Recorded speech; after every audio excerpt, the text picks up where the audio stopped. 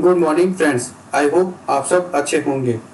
आपका स्वागत है आपके अपने YouTube channel current affairs for exam में। चलिए आज दिनांक 26/4/2024 की प्रश्नावली शुरू करते हैं। हाल ही में किस देश ने पाकिस्तान को यात्रा के लिए बहुत खतरनाक देशों की सूची में शामिल किया है? यूके, यूएसए, चीन, ईरान। इसका सही जवाब है यूके।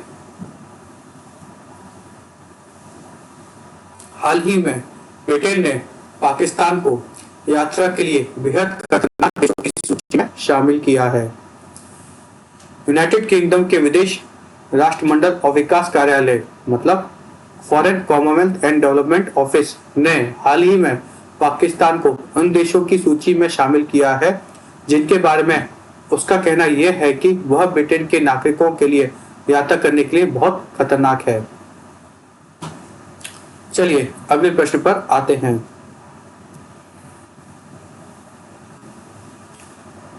दशलिक अभ्यास भारत और किस देश के बीच एक आयोजित मिलिट्री अभ्यास है? Uzbekistan, Kazakhstan, Tajikistan, Turkmenistan. इसका सही जवाब है उज्बेकिस्तान। दशलिक अभ्यास भारत और उज्बेकिस्तान के बीच एक संयुक्त सैन्य अभ्यास है। भारत और उज्बेकिस्तान संयुक्त सैन्य अभ्यास दशलिक का 5वां संस्करण 15 अप्रैल 2024 को उज्बेकिस्तान के तरमेज जिले में शुरू हुआ। भारतीय सेना की टुकड़ी में गढ़वाल राइफल्स रेजिमेंट की एक पैदल सेना बटालियन के सैनिक शामिल थे। संयुक्त सैन्य अभ्यास का चौथा संस्करण उत्तराखंड के पिथौरागढ़ में हुआ था। चलिए अगले प्रश्न पर आते हैं। हर वर्ष अंतर्राष्ट्रीय चेरनोबिल आपदा स्मरण दिवस कब मनाया जाता है? 26 अप्रैल, 27 अप्रैल, 28 अप्रैल, 29 अप्रैल। इसका सही जवाब है 26 अप्रैल। हर वर्ष अंतर्राष्ट्रीय चेरनोबिल आपदा स्मरण दिवस 26 अप्रैल को मनाया जाता है। यह दिन चेरनोबिल परमाणु आपदा के पीड़ितों की याद करने के लिए समर्पित है। चलिए अगले प्रश्न पर आते हैं। हाल ही में किस बैंक ने आधार सक्षम भुगतान प्रणाली मतलब आधार एनेबल्ड पेमेंट सिस्टम AEPS लेनदेन के लिए सेवा शुल्क लागू करने शुरू कर दिया है? फोन पे, India post payment bank, Google पे, पेटीएम।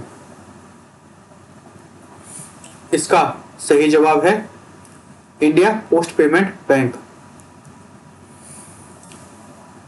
हाल ही में इंडिया पोस्ट पेमेंट बैंक ने आधार सक्षम भुगतान प्रणाली लेनदेन के लिए सेवा शुल्क लागू किया है।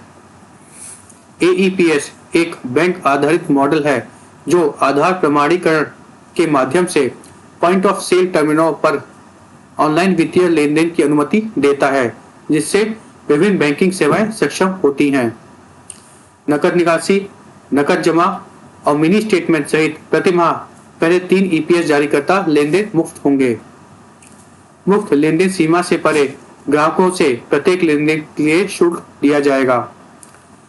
इस कदम का उद्देश्य EPS सेवाओं प्रदान करने से जुड़ी परिचालन लागत को नियमित करना और बनाए रखना है।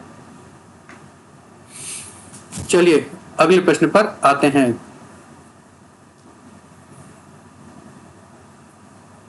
हाल ही में निम्नलिखित में से किसे जापान की प्रतिष्ठित इंजीनियरिंग अकादमी के अंतर्राष्ट्रीय फेलो के रूप में चुना गया है? पेरुमल नितुरासु, सुभाष चंद्र मुखोपाध्याय, अपूर्व देव, कौशिक राजशेखर।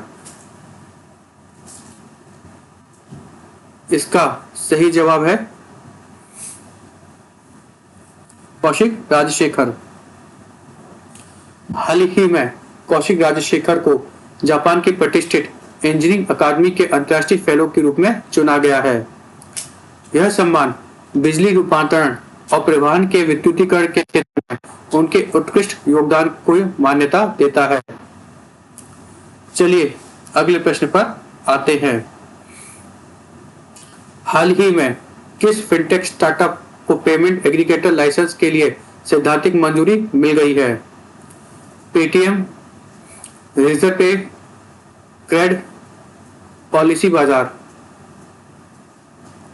इसका सही जवाब है क्रेड। हाल ही में क्रेड को पेमेंट एग्रीगेटर लाइसेंस के लिए सैद्धांतिक मंजूरी मिल गई है। यह इसे सीधे व्यापारी भुगतान की सुविधा प्रदान करने में सक्षम बनाता है। चलिए अगले प्रश्न पर आते हैं। हाल ही में ग्रीनफील्ड नोएडा अंतर्राष्ट्रीय हवाई अड्डे ने किस कंपनी के साथ ईंधन पाइपलाइन समझौते पर हस्ताक्षर किए हैं?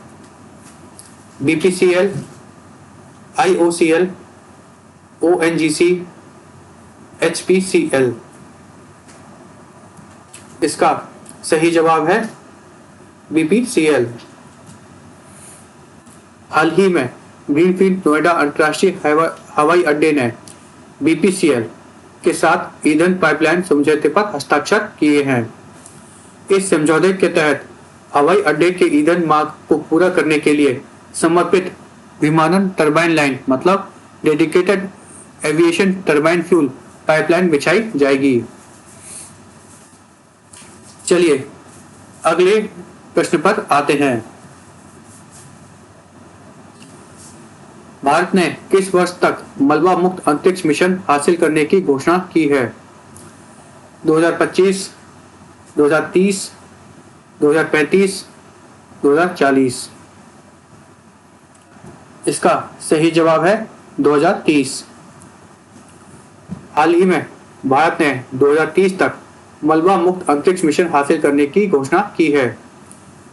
वर्तमान में इंडियन स्पेस रिसर्च ऑर्गेनाइजेशन के अध्यक्ष श्री एस सोमनाथ हैं। चलिए अगले प्रश्न पर आते हैं। सेतो मच्छिंद्रनाथ यात्रा का आयोजन किस देश में किया जाता है? भारत, बांग्लादेश, भूटान, नेपाल। इसका सही जवाब है नेपाल। सेतो मच्छिंद्रनाथ यात्रा हर वसंत काठमांडू में आयोजित होती है। चलिए अगले प्रश्न पर आते हैं। हाल ही में एशियाई कुश्ती चैंपियनशिप में भारत ने कितने पदक जीते? 7, 8, 9, 10। इसका सही जवाब है 9। हाल ही में आयोजित एशियाई कुश्ती चैंपियनशिप में भारत ने 9 पदक जीते। फ्रेंड्स, आज का सेशन यही समाप्त होता है। आपको हमारा सेशन कैसा लगा कमेंट करके बताइएगा तथा लाइक एवं सब्सक्राइब अवश्य कीजिएगा। धन्यवाद।